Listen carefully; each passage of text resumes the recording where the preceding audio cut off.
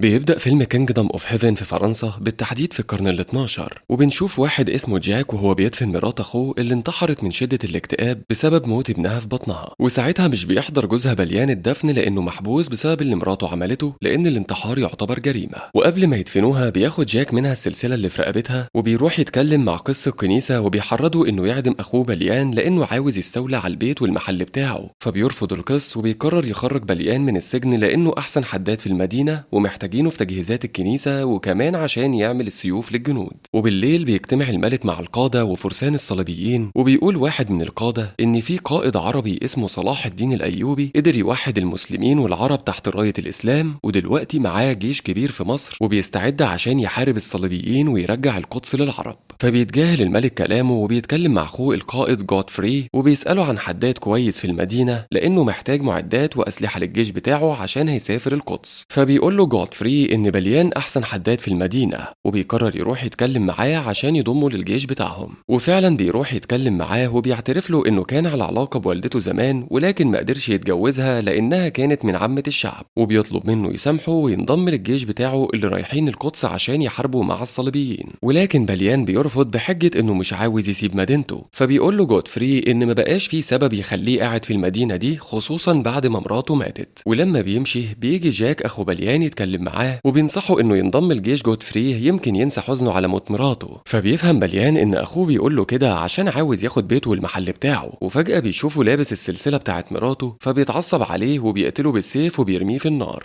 ولما بيلاقي المحل بيولع بيهرب بسرعة من المكان وبيروح يقابل جودفري وبيقول له انه موافق ينضم للجيش بتاعه عشان عاوز يروح القدس ويدعي ربنا انه يغفر له على جريمة قتل اخوه. فبيبدأ جودفري يعلمه المبارزة بالسيف، وساعتها بيجي الامير ابن الملك والجنود بتوعه وبيطلب منه يسلمه بليان لانه لازم يتعاقب على الجريمة اللي عملها. فبيرفض جودفري يسلمه لانه بقى فرد من الجيش بتاعه. وقبل ما يكمل كلامه بيؤمر الامير رجالته انهم يرموا الاسهم على عمه جودفري ورجالته، وبتقوم حرب كبيرة بينهم لحد ما بيقدر جودفري يقتل ابن اخوه وكل رجالته، بس للاسف بيتصاب بسهم في جنبه. فبيجي الدكتور عشان يعالجه وبيكتشف ان السهم كان مسموم، وبيقول له انه هيتصاب بحمى وهيموت في خلال اسبوع او اقل. فبيضطر جودفري ياخد جنوده ويتحرك ناحية القدس على امل انه يدفن فيها. ولكن اول ما بيوصل لحد مدينة صقلية بتسوء حالته اكتر وبيكون على وشك انه يموت. ولما بيروح بليان يطمن عليه بيعترف له جودفري انه عمل علاقة محرمة مع والدته زمان وانه ابوه الحقيقي، وبيطلب منه يعمل مدينة ويسميها مدينة الجنة ويخلي المسلمين والمسيحيين يعيشوا مع بعض في سلام من غير اي حروب. فبيتصدم بليان من كلامه وبيخرج يتمشى في المدينة وبيشوف مسلمين بيصلوا عايشين في سلام. فبيقول له واحد من الجنود ان ملك صقلية سمح للمسلمين يعيشوا في المدينة بشرط انهم يدفعوا ضرائب وما يعملوش مشاكل. وقتها بيجي فارس اسمه جي يتكلم معاه وبيقول له ان القدس مش هتكون مكان للمسلمين ابدا او المسيحيين الخونة اللي زي ابوه جودفري. في اللحظة دي بيحس جودفري انه خلاص هيموت وبيطلب انه يشوف ابنه بليان فورا. ولما بيروح له بيقرر يخليه حاكم مدينة إبلان من بعده وبيديله الخاتم والسيف بتاعه عشان يكون الحاكم الشرعي للمدينة.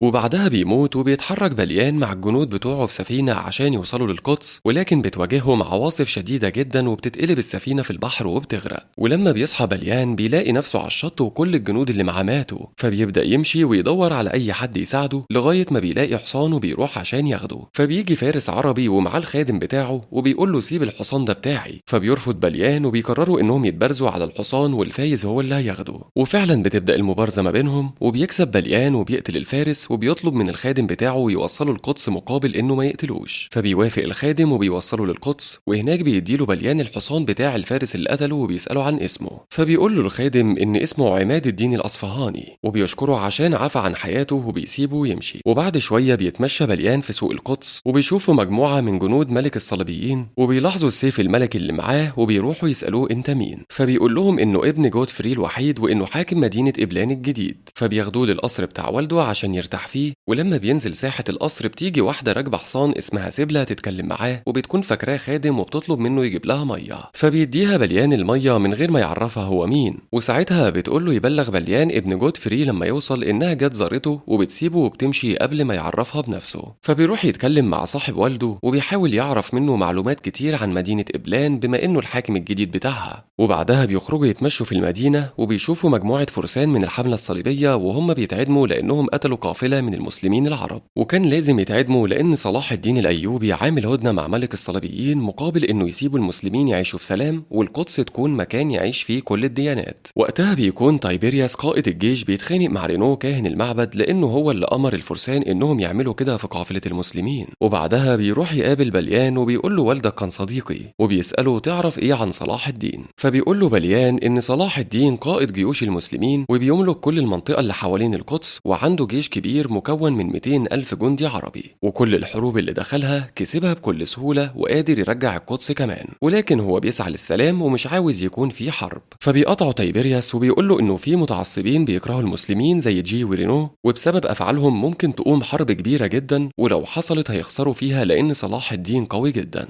وبعد ما بيخلص كلامه بياخد بليان وبيروحوا يتغدوا على مائدة الملك اللي بيتجمع فيها كل قادة وأمراء الحملة الصليبية. وساعتها بيجي جي وبيطلع إن مراته سبلة أخت ملك الحملة الصليبية، ودي نفس الأميرة اللي زارت بليان في القصر بتاعه وكانت فاكراه خدام. فبيتضايق جي أول ما بيشوف بليان لأنه بيكرهه وبيسيب الأكل وبيمشي. وساعتها بيطلب الملك يشوف بليان لأنه كان بيثق في والده جودفري، فبتقرر سبلة توصله لأوضة الملك وبتعتذر له عشان كانت فاكراه الخدام. ولما بيدخل بليان يقابل ملك الصليبيين بيلاقيه لابس قناع، وبيكون مش فاهم هو ليه لابس القناع ده، فبيرحب بيه الملك وبيقول له إن والده كان الأستاذ بتاعه زمان وهو صغير، وبيحكي له إن في يوم إيده اتجرحت وما حسش بأي ألم، ولما راح للدكتور اكتشف إنه عنده مرض الجذام، وده مرض في الجلد وملوش علاج وللأسف هيموت قريب. فبيفهم بليان إنه لابس قناع لأنه وشه اتأثر بالمرض، وبيعرض عليه خطط كتيرة يقدر بيها يحمي الحصن بتاعه. فبينبهر الملك بذكائه وبيقرر يخليه المسؤول عن طريق الحجاج في القدس ويحمي المسلمين واليهود عشان محدش من الفرسان الصليبيين يقتلهم. وبعدها بيرجع بليان مدينة إبلان اللي هو الحاكم بتاعها، وبيعرف إن الشعب بيعاني من قلة المية، فبيقرر يخلي الشعب يحفروا آبار مية وبيساعدهم في الحفر بنفسه. وبعد معاناة بتتملي الآبار بالمية وبيكون سعيد عشان حل المشكلة دي. وفي الوقت ده بتيجي سبلة وبتكون في طريقها لمدينة اسمها كاينا، وبتطلب منه يضيفها في مدينته وبيبان إنها معجبة بيه. فبيوافق بليان وبتفضل قاعدة معاه في القصر بتاعه لمدة طويلة، وبتعترف له بحبها ليه وبتقول له إنها ما حبتش جوزها جي، وبيقرروا إنهم يرتبطوا في السر. تاني يوم بيكون جي ورينو معاهم جنود كتير وبيهجموا على قافلة من العرب المسلمين وبيقتلوهم عشان يلغوا الهدنة مع صلاح الدين، وبالتالي تقوم حرب ويسيطروا على كل الدول العربية بتاعة صلاح الدين لو قدروا يكسبوه. وبعدها بيروح القائد تايبيرياس يتكلم مع الملك وبيقول له إن رينو وجي هم اللي قتلوا المسلمين لأنهم متعصبين وعاوزين الحرب تقوم. فبينكر جي اللي حصل وبيقول إنه ما عملش حاجة. وساعتها بتيجي رسالة للملك من صلاح الدين بيقول له فيها إنهم خانوا الهدنة وإنه جاي من الأردن ومعاه 200 ألف محارب عشان يرجعوا القدس للعرب. وبكده بتكون دي بداية الحرب، وبيقرر الملك يقود الحرب دي بنفسه ويتصدى لصلاح الدين، وبيؤمر بليان يتولى حماية الفلاحين في غيابه. ولكن بليان بيرفض يفضل في المدينة وبيقرر يروح للمدينة بتاعة رينو لأنه عارف إن في كتيبة من جيش صلاح الدين رايحين هناك. وأول ما بيوصل بيحاول يخلي الفلاحين يدخلوا المدينة عشان محدش فيهم يموت في الحرب، وبعدها بيهجم على جيش صلاح الدين وبيخسر بكل سهولة.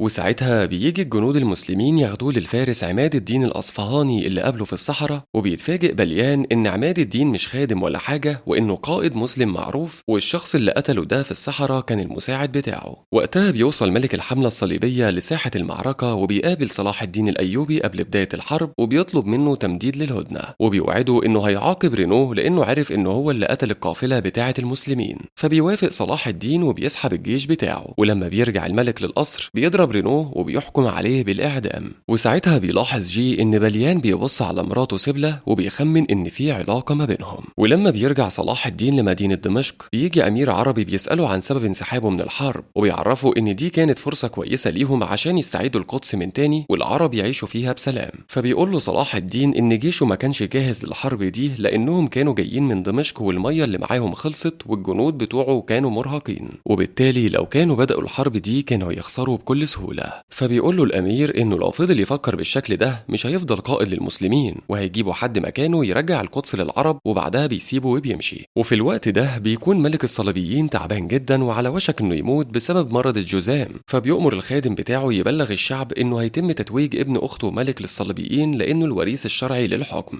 وقتها بيتكلم جي مع مراته سبلة وبيعرفها إن ابنها هو اللي هيكون الملك الجديد، وبيقول لها إنه عارف إنها بتخونه مع بليان وقريب هيتخلص منه وهيكون هو ملك الصليبيين. تاني يوم يوم بيطلب الملك يقابل بليان وبيقول له إنه عاوزه يكون قائد الجيش في القدس ويتجوز أخته سبلة بعد ما يؤمر بإعدام جوزها جي وفرسان المعبد، لأنهم عاوزين يعملوا فتنة بين المسلمين والمسيحيين ويقوموا حرب مع صلاح الدين. وعلى الرغم إن بليان بيكره جي إلا إنه بيرفض قتله، وكمان بيرفض ياخد المنصب بتاعه وبيستأذن الملك وبيمشي. فبيروح تايبيرياس وراه وبيكون مصدوم عشان رفض عرض زي ده، وبيقول له جي بيكرهك ومستعد يقتلك، وإنك لو وافقت على عرض الملك هتنقذ القدس وأراضي الصليبيين من شخص زي جي. فبيرفض بليان وبيروح يقابل سبلة وبتحاول تقنعه إنه ياخد المنصب ده ويتخلص من جي، ولكن كالعادة بليان بيرفض وبيكون مصمم إنه ما يعملش جريمة زي دي. تاني يوم بتقعد سبلة مع ابنها وبيجي تايبيرياس يبلغها إن الملك عاوز يشوفها قبل ما يموت، ولما بتمشي بيحط ابنها إيده على النار وما بيحسش بأي حاجة، وده معناه إنه مصاب بالجذام زي خاله بالظبط. وبعدها بتروح سبلة تشوف أخوها وبيوصيها تخلي بالها من ابنها وبيموت. وبعد موت الملك بيتولى ابن سبلة الحكم وبيتم تتويجه، ولما بيمضي على الأوراق بيقع على إيده حبر مغلي ومش بيحس بأي حاجة. فبتجيب له سبلة الدكتور وبيقول لها إنه مريض بالجذام، وساعتها بتكون مصدومة وبتفضل تعيط لأن ابنها هيكون مصيره الموت زي أخوها، وبتقرر إنها تسمه عشان يموت من غير ما يحس بأي حاجة. في اللحظة دي بيبعت جي 3 فرسان من المعبد عشان يقتلوا بليان، ولكن بيقدر يدافع عن نفسه وبيخلص عليهم. وقتها بيتم تتويج سبلة على إنها ملكة القدس والصليبيين، وبيكون جوزها جي هو الملك. وأول قرار بياخده إنه يخرج رينو من السجن قبل ما يتم إعدامه، وبعدها بيأمروا هو وفرسان المعبد إنهم يقتلوا كل قوافل المسلمين ويدمروا المدن بتاعتهم نهائي. وبالفعل بينفذ رينو أوامره وبيقتل عدد كبير من المسلمين لحد ما بيشوف أخت صلاح الدين وبيقتلها وبياخد جثتها. ولما بيعرف صلاح الدين باللي حصل بيبعت جندي عربي للملك جاي وبيطلب منه يديله جثة أخته ويسلم القدس في خلال 3 أيام وإلا الحرب هتقوم. فبيرفض جي وبيقطع راس الجندي وبيؤمر رجالته يبعتوها لصلاح الدين، وبعدها بيعمل اجتماع لكل القادة وبيقول لهم يستعدوا للحرب لأنه عاوز يروح دمشق ويخلص على صلاح الدين ويدمر كل مدن المسلمين نهائي. فبيجي بليان وبيقول له إنهم لو راحوا دمشق هيخسروا الحرب، لأنهم بمجرد ما يوصلوا المية والأكل هتخلص منهم والجنود هيكونوا تعبانين وبالتالي هيخسروا. وبيعرفهم إن صلاح الدين أذكى منهم ومستنيهم إنهم يعملوا كده عشان يكسبهم بسهولة ويضمن إن الجيش بتاعه مش هيموت منهم عدد كبير. فبيتريق جي عليه وبيقول له إنه ما بيفهمش حاجة، وبيصمم ياخد الجيش ويروح يحارب صلاح الدين. ولكن تايبيرياس بيكون مقتنع بكلام بليان وبيقرر ما يروحش معاهم الحرب دي، وبيطلب من بليان يحصن مدينة القدس كويس عشان يستعد لدخول صلاح الدين، لأنه متأكد إنه هيكسب الصليبيين بسهولة وهيجي القدس. ولما بيوصل جي لدمشق بيكون الجنود بتوعه تعبانين جدا لأن المية اللي معاهم خلصت، وفجأة بيهجم عليهم جيش صلاح الدين وبيقتلهم كلهم وبيكسبهم بسهولة.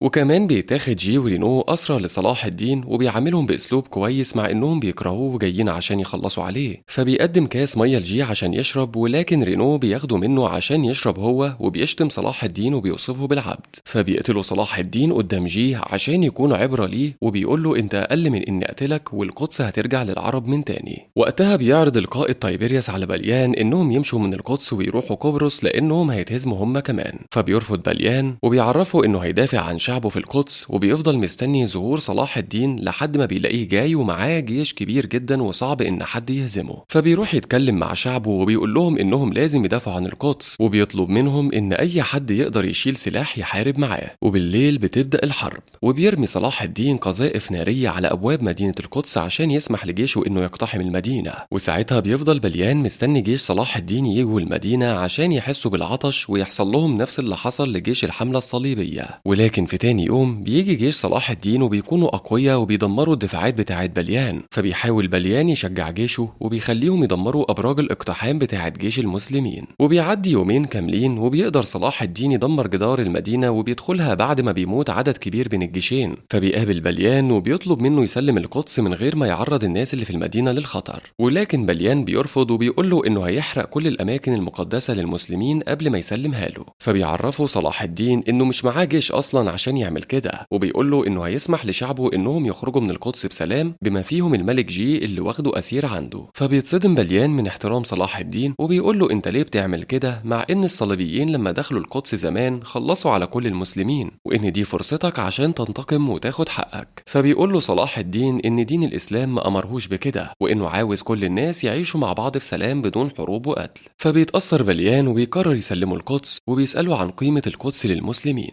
فبيقول له صلاح الدين إن القدس دي هي كل شيء عند المسلمين. وبعدها بيروح بليان يتكلم مع سبلة وبيقول لها إنه سلم القدس لصلاح الدين، والأفضل إنهم يمشوا ويدوروا على مكان تاني يعيشوا فيه بسلام بعيد عن الحروب المستمرة اللي قضت على شعبهم وشتتهم. فبتوافق سبلة على كلامه وبيخرج بليان من القصر وهو مرتاح لأن الحرب انتهت أخيرا. وساعتها بيجي جي وبيقول له إنه عاوز يبارزه عشان يقتله ويتخلص منه، ولما بتبدأ المبارزة بيهزمه بليان وبيرفض يقتله. وبعدها بيخرج من المدينة وبيقابل القائد عماد الدين الأصفهاني وهو داخل القدس، وبيسلم عليه وبيديله الحصان بتاعه كذكرى عشان يقتنع إن المسلمين والمسيحيين ممكن يكونوا أصدقاء ويعيشوا مع بعض في سلام. وأول ما بيدخل صلاح الدين القدس بيسجد على الأرض وبيشيل كل رايات الصليبيين. وبعد فترة بيرجع بليان لمدينته في فرنسا وبيعيش مع حبيبته وسبلة بعد ما اتنازلت عن الحكم. وساعتها بيجي ريتشارد قلب الأسد ملك إنجلترا يتكلم معاه وبيطلب منه ينضم للجيش بتاعه عشان عاوزين يستردوا القدس من صلاح الدين. ولكن بليان بيرفض وبيقول له إنه مجرد حداد وبس، وإنه مستحيل يشيل سيف مرة تانية. وهنا بيخلص الفيلم.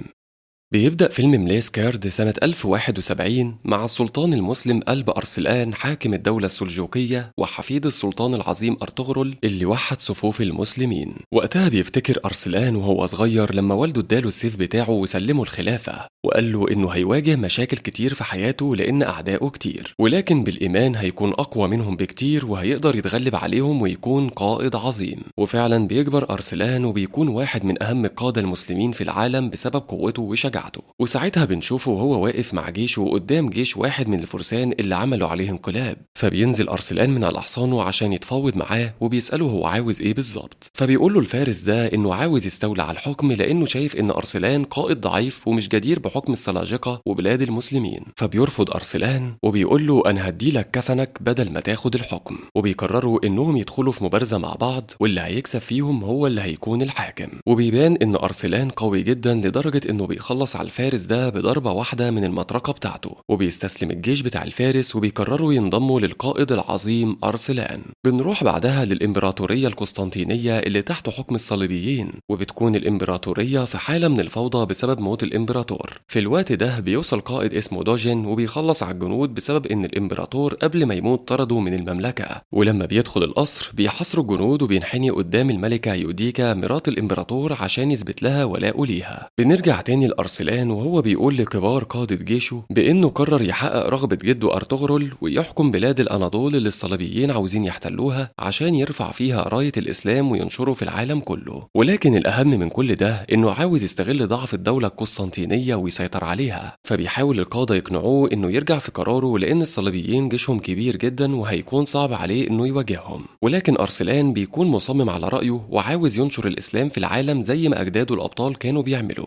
وبعد فترة بيروح جنود الدولة القسطنطينية يخرجوا دوجين من السجن عشان يتنفذ عليه حكم الإعدام بسبب إنه كان عاوز يعمل انقلاب عسكري. وقبل ما يتعدم بيسألوا القس لو عايز يقول كلمته الأخيرة. فبيدافع دوجين عن نفسه وبيقول لهم إنه لسه عنده ولاء للملكة بتاعته وإنه ما عملش كده بهدف الانقلاب عليها، ولكن كان عاوز يكشف لهم حقيقة إن الإمبراطورية بقت ضعيفة وما بقاش فيها قائد للجيش. وقريب جدا الأتراك تحت قيادة السلطان أرسلان هيحتلوا المملكة بتاعتهم زي ما احتلوا مدن كتير دلوقتي ونشروا فيها الإسلام. وكمان هيقدروا يسيطروا على بلاد الأناضول ويزيلوا حضارة الصليبيين للأبد لو محدش وقف ضدهم. فبتقتنع الملكة يوديكا بكلامه وبتكون مش عارفة تاخد قرار بإعدامه ولا لا. ولما بيلاحظ القسيس إنها مترددة بيدي أمر بتأجيل تنفيذ الحكم لمدة 45 يوم لحد ما الملكة تقرر. فبيعترض الشعب على قرار التأجيل لأنهم شايفين إن دوجين خاين ولازم يتعدم. ولكن الملكة بتصمم على رأيها في قرار التأجيل وبتقول لهم إن كلام دوجين صح والجنود الصليبيين بقوا ضعفة ومفيش قادة عارفين يسيطروا عليهم. وفعلا بيطلع كلامها صح وبيظهر مجموعة جنود صليبيين وهم بيهجموا على القرى وبيموتوا في الرجالة عشان ياخدوا الستات يبيعوهم عبيد. ولما بيعرف السلطان أرسلان بالموضوع ده بيجتمع بالقادة بتوعه وبيعرفهم إنه قرر يحارب الصليبيين عشان يحكم الأناضول. وبيعلن إن ابنه ملكشاه هيكون السلطان من بعده في حالة لو استشهد أو حصل له حاجة.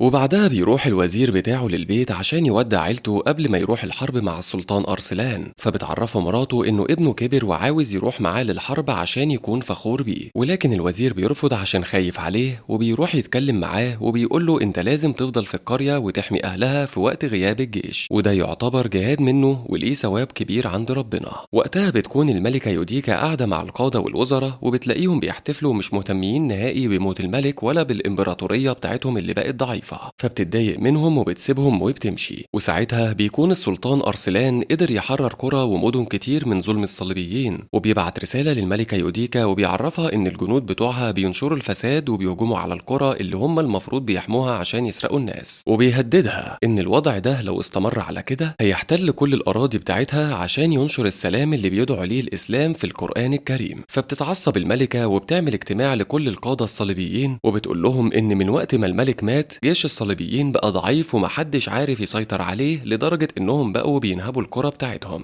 والمشكلة الأكبر ان أرسلان سلطان الأتراك بدأ يسيطر على كل القرى والمدن اللي تحت سيطرتهم ومحدش قادر عليه. عشان كده بتقرر الملكة انها تخرج القائد دوجين من السجن وتتجوزه، لانه الوحيد اللي عنده الشجاعة لمواجهة الأتراك وإصلاح الإمبراطورية القسطنطينية. فبيعترض القادة على كلامها لأنهم شايفين إن دوجين خاين، ولكن الملكة بتصمم على كلامها وبتسيبهم وبتمشي. وبالليل بيقابلها القس وبيطلب منها تتجوز أخوه أو أي حد من القادة غير دوجين، وبيهددها إنها لو اتجوزت دوجين هيطلع الرسالة اللي كتبت فيها إنها هتتنازل عن عرشها لو اتجوزت أي حد، وبكده هتخسر مكانتها ومش هتبقى ملكة، وهيتم تعيين حد تاني لحكم الإمبراطورية. فبتضطر الملكة توافق على كلامه وبتطلب منه يديلها مهلة يوم عشان تختار هي هتتجوز مين. وأول ما بترجع لأوضتها بتدي أمر لاتنين من جنودها عشان يخلصوا على القس، وفعلا بيعملوا كده وبياخدوا رسالة من مكتبه، وبعدها بتأمرهم يخرجوا القائد دوجين من السجن، وبتقوله إنه كان عنده حق والأتراك بيشكلوا خطر عليهم ولازم حد يوقفهم عند حدهم، وبتعرفوا إنها قررت تتجوزه وهتخليه الملك بشرط إنه يتخلص من أرسلان ويهزم الأتراك.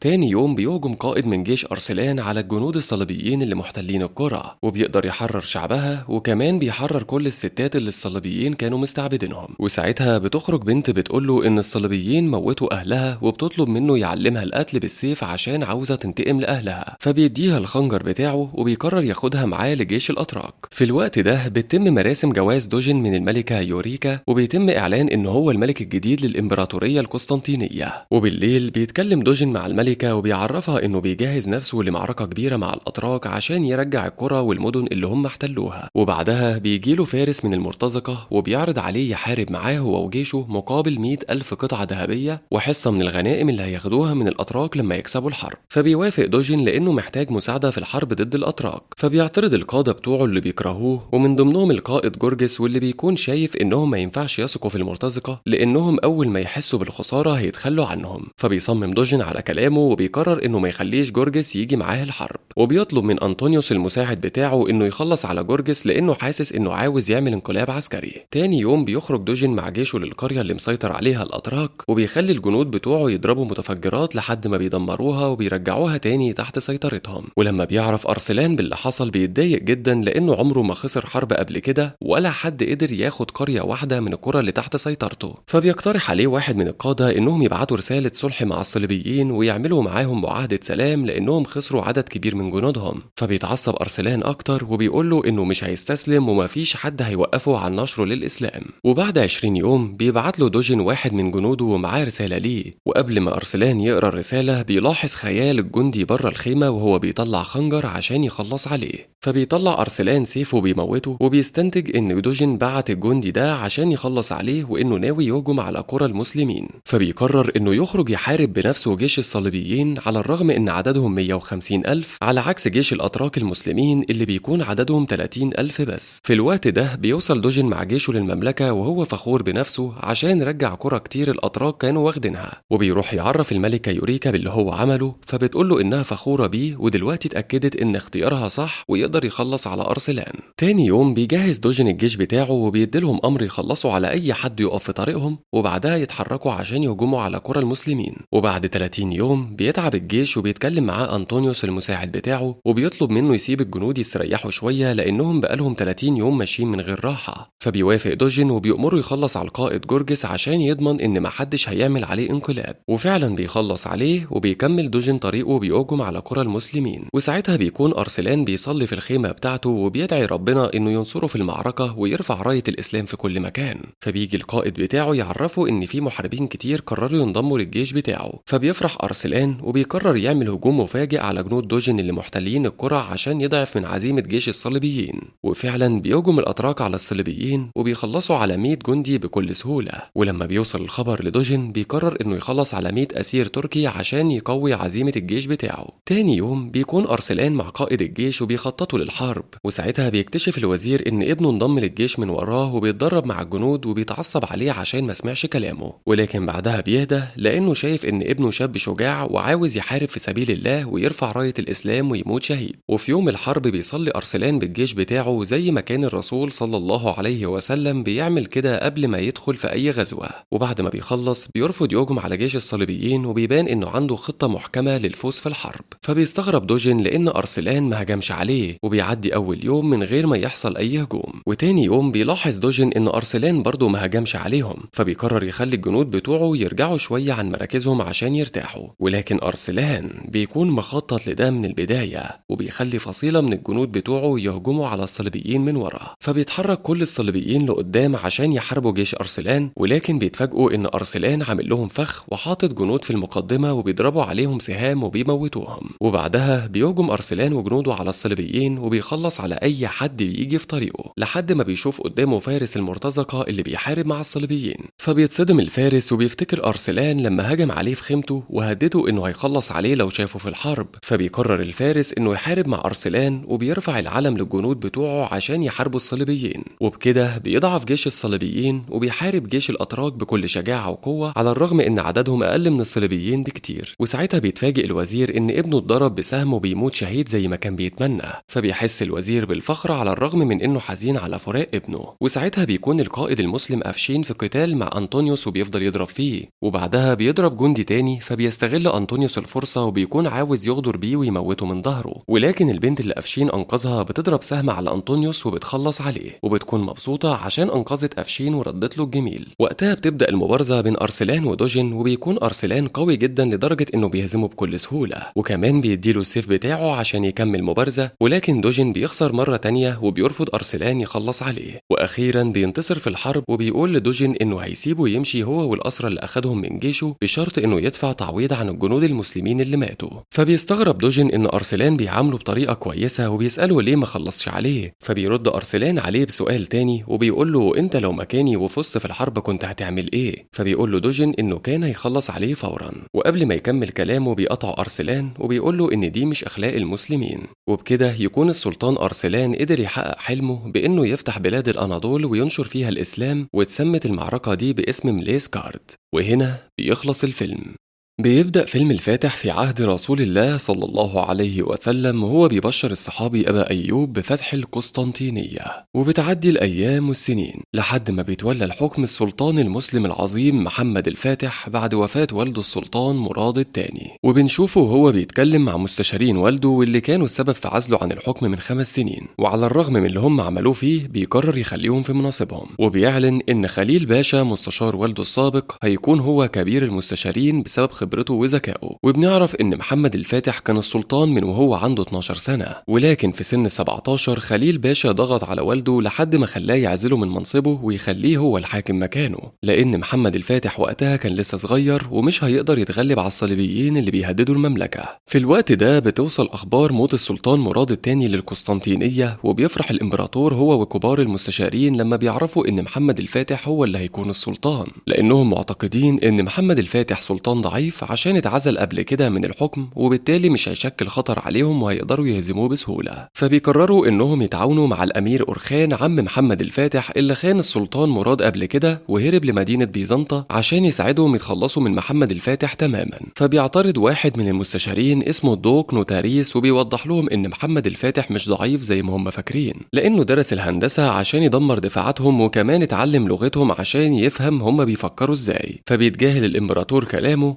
وساعتها بيكون رئيس الفاتيكان في روما بيتكلم مع مساعدينه عن تولي محمد الفاتح للعرش، وبيكونوا متأكدين إن محمد الفاتح هيكون عاوز يدخل روما وينشر فيها الإسلام زي ما والده كان عاوز بالظبط. عشان كده بيقرروا إنهم يضغطوا على إمبراطور القسطنطينية ويخلوه يلتزم بالاتفاقية اللي بينهم، والاتفاقية دي بتنص على مساعدة القسطنطينية لدولة روما وحمايتها في حالة لو المسلمين هجموا على روما. وقتها بتوصل رسالة للسلطان محمد الفاتح من إمبراطور القسطنطينية بيطلب فيها منه السلام، فبيوافق محمد الفاتح بدون أي تردد، وبيطلب من المستشار خليل باشا يتواصل مع كل الأعداء ومن ضمنهم رئيس الفاتيكان ويبلغهم إنه موافق بالسلام. وبعد شوية بيتكلم معاه واحد من المستشارين اسمه زاجانوس وبيوضح له إن الجيش والشعب شايفين إنه سلطان ضعيف عشان رجع خليل باشا لمنصبه، على الرغم إنه كان السبب في عزله زمان، وكمان قبوله لعرض السلام من القسطنطينية كان قرار غلط. فبيقول له محمد الفاتح إن قبوله بالسلام ده مؤقت، وقريب الجيش والشعب هيفهموا ليه هو قبل عرض السلام بكل سهولة. وبالليل بيحلم محمد الفاتح بكابوس وهو بيجري في متاهة، وفجأة بيظهر له السلطان عثمان الأول مؤسس الدولة العثمانية وبيديله الخاتم بتاعه وبيبلغه إنه هو اللي هيحقق نبوءة النبي صلى الله عليه وسلم وهيفتح القسطنطينية. وقبل ما ياخد الخاتم بيقع في حفرة كبيرة من النار، فبيصحى محمد الفاتح وهو مفزوع وعنده رغبة كبيرة لتنفيذ النبوءة. وتاني يوم بيجمع المستشارين بتوعه وبيأمرهم يبنوا سفن كتير ومدافع ومش بيعرفهم السبب، فبيستغرب خليل باشا وبيكون شايف إن ده ممكن يخلي الدول التانية يفتكروا إن محمد الفاتح بيسعى للحرب وبالتالي هيهجموا على المملكة ويبيدوا جيش المسلمين. فبيشرح له محمد الفاتح إن أول حاجة لازم يعملها عشان يبني دولة قوية هو إنه يوحد دولته ويبني إمبراطورية ضخمة، وبيقول له إنه لازم يثبت للعالم كله قوة المسلمين زي ما الرسول صلى الله عليه وسلم عمل، وكمان لازم يمشي على نهج الصحابة الكرام. في الوقت ده بيكون في قائد مسلم اسمه حسن بيهجم هو وجنوده على مجموعة جنود تبع المملكة القسطنطينية وبياخد منهم رسالة من الإمبراطور بتاعهم وبيروح يسلمها للسلطان محمد الفاتح. فبيقرأ محمد الفاتح الرسالة وبيعرف إن إمبراطور القسطنطينية كان باعت الرسالة دي لأمير مسلم اسمه إبراهيم عشان يشجعه إنه يدخل حرب ويخلص على محمد الفاتح، وبيقول له في الرسالة إنه هيساعده هو وخليل باشا كبير المستشارين، وده لأن الأمير إبراهيم نفسه يستولى على مملكة العثمانيين ويكون هو السلطان. ولما بيوصل الخبر للأمير إبراهيم بيروح يتكلم مع السلطان محمد الفاتح وبيكون خايف منه وبيطلب منه السلام وبيوعده إنه مش هيدخل معاه في أي حروب لأنه عارف كويس إن محمد الفاتح معاه جيش قوي وممكن يدمر المدينة بتاعته بسهولة. فبيوافق محمد الفاتح وبيهدده إنه هيخلص عليه لو فكر يخلف بوعده. وساعتها بتوصل له رسالة من إمبراطور القسطنطينية بيطلب منه زيادة الضرائب مقابل السلام، فبيتضايق محمد الفاتح وبيدي الرسالة اللي أخدها لخليل باشا وبيسأله ليه الإمبراطور كاتب اسمه في الرسالة. فبيتصدم خليل باشا وبيحلف له إنه عمره ما خانه وعمره ما تواصل قبل كده مع إمبراطور القسطنطينية، وبيفهمه إن الإمبراطور كتب اسمه في الرسالة عشان يعمل فتنة. فبيقول له محمد الفاتح إنه واثق في ولائه ليه لأنه لو كان شك لحظة واحدة إنه خاين كان قطع رقبته من زمان. وبعد ما بيخلص كلامه بيطلب منه يبلغ القسطنطينيين إنه مش هيدفع لهم ضرائب مرة تانية، وبيشاور له على مكان في الخريطة قريب من قلعة القسطنطينية وبيطلب منه يبني قلعة ليهم هناك. فبيوافق خليل باشا وبيبدأ يبني القلعة في المدينة. وأول ما الخبر بيوصل لإمبراطور القسطنطينية بيتعصب لأن السلطان محمد الفاتح هيقدر يتحكم في كل السفن التجارية في البحر المتوسط وبالتالي هيمنع وصولها للقسطنطينية وهيضعف التجارة عندهم. فبيؤمر الدوق نوتاريس يبعت رسائل لحلفائهم عشان يجهزوا جيوشهم، وكمان بيقول له يخلي مهندس الدفاع قربان يصنع مدافع أقوى من اللي موجودة عند محمد الفاتح. وبعدها بيبعت رسالة للسلطان محمد الفاتح بيهددوا فيها إنه لو ما وقفش بناء القلعة هيجمع حلفائه وهيدخلوا في حرب معاه، وبعد ما يخلصوا عليه هيسلموا العرش العم الخاين أورخان. فبيرفض السلطان محمد الفاتح وبيقرر يدافع عن القلعة وبيحمي أرضه مهما كان الثمن. وبالليل بيهجم جزء كبير من جيش القسطنطينيين على المدينة عشان يهدوا القلعة، ولكن محمد الفاتح بيدافع عنها وبيقدر هو وجنوده يكسبوا المعركة. تاني يوم بيقرر الدوق نوتاريس يستدعي المهندس أوربان وبيعرفه إن الإمبراطور بيأمره يصنع مدافع جديدة عشان يحاربوا محمد الفاتح. فبيرفض أوربان بحجة إن ملوش دعوة بالحرب، وساعتها بيهددوا الدوق نوتاريس إنه هيخلص على بنته لو ما نفذش الأوامر وبيديله مهلة يوم واحد بس عشان يفكر. فبيتجاهل أوربان كلامه وبيرجع البيت وبيلم هدومه هو وبنته عشان يهربوا من المدينة،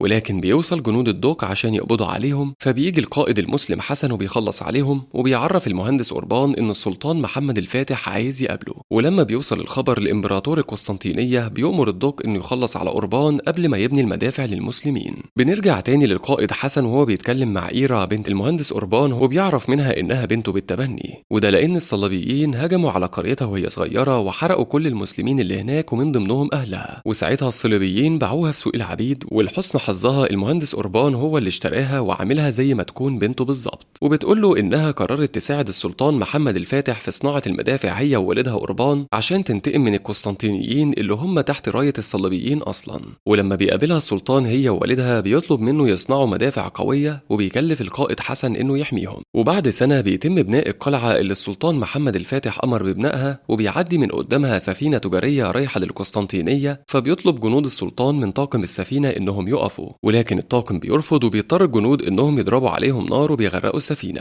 وبيطلع إن السفينة دي بتاعة دوك في مدينة اسمها جنوة. ولما بيعرف باللي حصل بيطلب من الفارس بتاعه اللي اسمه جوست إنه يقود الجيش والسفن ويتحركوا لدعم القسطنطينية. وقتها بيؤمر رئيس الفاتيكان إتسور المساعد بتاعه إنه يقود جيش الرومان ويساعدوا القسطنطينيين في حربهم ضد محمد الفاتح، بشرط إن الإمبراطور يوحد كل الطوائف المسيحية وتكون العقيدة بتاعتهم واحدة. فبيضطر الإمبراطور يوافق عشان محتاج يجمع جيش كبير يحارب بيه محمد الفاتح. وفي نفس الوقت بتكون إيرا ووالدها المهندس أوربان بيجهزوا المدافع، وبيجي من وراهم واحد من رجالة الدوق نوتاريس من وراهم عشان يخلص عليهم، ولكن حسن بيجي في الوقت المناسب وبيخلص عليه وبينقذهم. وبسبب ده بتبدأ إيرا تعجب بيه وبيحبوا بعض. وبعد فترة بينتهي المهندس وإيرا من صناعة المدافع، وبتقرر إيرا إنها تروح معاهم للحرب عشان تنتقم لموت أهلها على الرغم من رفض حسن بسبب خوفه عليها. وساعتها بيبدأ الجنود المسلمين يستعدوا للحرب مع الصليبيين، وبتبحر عدد كبير من السفن بقيادة السلطان محمد الفاتح اللي بيتحرك هو وجنوده ناحية مدينة القسطنطينية، لحد ما بيوصل وبيقابل إمبراطور القسطنطينية بالتحديد سنة 1453، وبيعرض عليه إنه يستسلم ويسلمه القلعة مقابل إنه يعفو عنه هو وعيلته ويسيبهم يعيشوا في سلام. فبيرفض الإمبراطور وبيقول له إنه جاهز للحرب وهيقضي على كل المسلمين.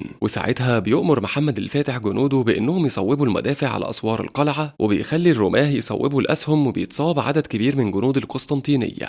ولما بيؤمر السلطان العظيم جنوده بضرب المدفع الكبير اللي صنعه المهندس أوربان، بيتصدم الإمبراطور لأنه كان فاكر إن المهندس مات، وبيتفاجئ إن المدفع قوي جدا لدرجة إنه دمر جزء كبير من سور مدينة القسطنطينية. وقتها بيحاول المسلمين إنهم يدخلوا المدينة، ولكن الصليبيين بيضربوهم بالأسهم، وبينجح الفارس جوست هو ومجموعة من الرماه إنهم يسدوا الجزء اللي اتدمر من السور عشان المسلمين ما يدخلوش المدينة. فبيروح مجموعة من جيش المسلمين عشان يحطوا سلالم على جدران السور ويدخلوا القلعة، ولكن الصليبيين بيحدفوهم بالأسهم وبيرموا عليهم زيت وبيولعوا فيهم، وبيفشل جيش المسلمين في دخول مدينة القسطنطينية. فبيرجع السلطان محمد الفاتح للمعسكر بتاعه، وبيبدأ يتشاور مع المستشارين بتوعه، وبيقول لهم إنه جات له فكرة، وهي إنه يخلي الجنود يحفروا نفق تحت الأرض ويفجروا كل أساس سور المدينة، وبالتالي هيقدروا يدخلوا القسطنطينية بسهولة. وفعلا بيبدأ الجنود إنهم يحفروا نفق تحت الأرض، ولكن فجأة بيلاقوا النفق بينهار ومش بيعرفوا يخرجوا. وساعتها بيكتشف جنود القسطنطينية اللي بيحصل تحت السور، ولما بينزلوا بيقرروا جنود المسلمين إنهم يضحوا بنفسهم وبيفجروا المكان كله وبيموتوا. وبعد شوية بيتكلم محمد الفاتح مع القائد حسن، وبيأمره يقود الجيش ويهاجم الصليبيين من خلال أبراج الحصار عشان الأسهم بتاعة الرماه ما تجيش في جيش المسلمين ويقدروا يدخلوا المدينة. فبيوافق حسن وبيبدأ يتحرك هو والجيش، وساعتها بيرموهم الصليبيين بالأسهم لحد ما بيلاقوهم قربوا من السور، وبيحدفوا عليهم زيت مرة تانية وبيحرقوهم. وقتها بيؤمر القائد جوست الرماه إنهم يضربوا أبراج الحصار بالمدافع، وبيقدروا يدمروها بكل سهولة. وبيكون حسن على واحد من الأبراج دي، ولكنه بينقذ نفسه على آخر ثانية وبينط. وبعد معركة طويلة بيستشهد عدد كبير جدا من المسلمين، وبيكون المستشار خليل باشا عاوز السلطان محمد الفاتح يستسلم عشان ما تبقاش الخسائر أكبر من كده. فبيرفض محمد الفاتح وبيصمم إنه يكمل في المعركة ويفوز بأي طريقة، وبيطلب منه يبلغ المهندس أوربان يزود قوة المدفع الكبير اللي هو صنعه. وقتها بيكتشف المهندس إن في مشكلة في المدفع وبيقرر يصلحه، فبينفجر فيه المدفع وبيتصاب. ولما بيعرف السلطان محمد الفاتح بيروح يطمن عليه، وبيقول للدكتور يعالجه في أسرع وقت عشان هو الوحيد اللي يقدر يصلح المدفع لأنه أقوى مدفع في الجيش، ومن خلاله يقدروا يدمروا السور. فبتتكلم إيرا مع حسن وبتقول له هي اللي هتصلح المدفع بنفسها. تاني يوم بيتفاجئ السلطان محمد الفاتح إن الصليبيين دمروا وحرقوا كل أسطول السفن بتاعه غرقوها، فبيتعصب وبيكون مش مستوعب إنه خلاص قرب يخسر الحرب ويفقد ثقة المسلمين فيه. وساعتها بيتكلم المستشار خليل باشا مع باقي المستشارين وبيزعق لهم لأنهم هم اللي شجعوا محمد الفاتح على الحرب، مع إنهم عارفين إن الصليبيين أقوياء جدا. وقتها بيبدأ مجموعة من الجنود يتمردوا على السلطان محمد الفاتح، وبيكونوا عايزين يستسلموا لأنهم شايفين إنه سلطان ضعيف وإنهم هيخسروا الحرب بسببه. فبيجي القائد حسن وبيزعق لهم، وبسبب اللي حصل بيكتئب محمد الفاتح وبيفضل قاعد لوحده في خيمته لمدة يومين ورافض يتكلم مع حد.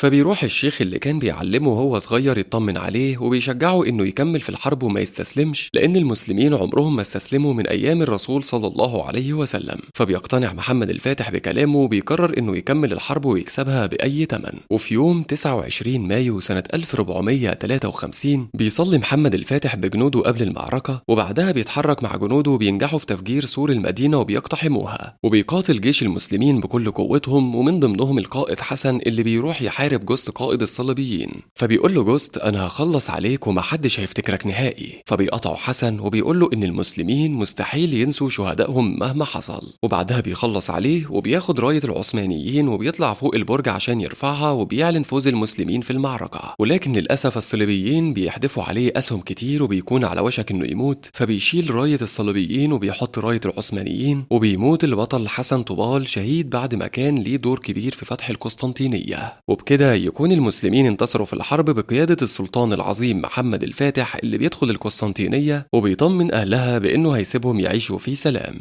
وهنا بيخلص الفيلم. أتمنى تعملوا لايك وسبسكرايب للقناة، وما تنسوش تعملوا سبسكرايب لقناتنا التانية إياد عبد المنصف اللي فيها كل ملخصات الأكشن والخيال العلمي.